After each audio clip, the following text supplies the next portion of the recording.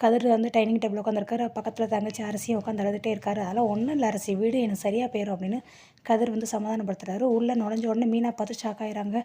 கதிர் என்னாச்சுடா, ஏன் என்னாச்சு, ஏன் இப்படி அடிபட்டிருக்கு என்ன அப்படிங்கிறாங்க. ஆனால் ராஜி வந்து பார்க்குறாங்க, எதுக்கு இவருக்கு இவ்வளோ அடிபட்டிருக்கு அப்படின்ட்டு. பக்கத்தில் அரசி வந்து சொல்கிறாங்க, எல்லாம் தான் இவங்களால் இவங்க அண்ணன் இருக்கார்ல, அண்ணேன்னு ஒருத்தரேன், அவன் நல்ல ஆளெல்லாம் கூட்டிகிட்டு வந்து நம்ம கதிரை வந்து அடியாள் மாதிரி அடித்து இந்த மாதிரி கஷ்டப்படுத்தியிருக்கான், பாருங்கள் எப்படின்னு அடிச்சிருக்கான் அப்படின்னு சொல்லி அவங்க ராஜிக்கு அந்நேரம் பிடிச்சிச்சோ நம்ம அண்ணன் அப்படின்ட்டு அவங்களுக்குமே அந்நேரம் ஷாக் ஆகுது, அழுக ஆரம்பிச்சிடுறாங்க.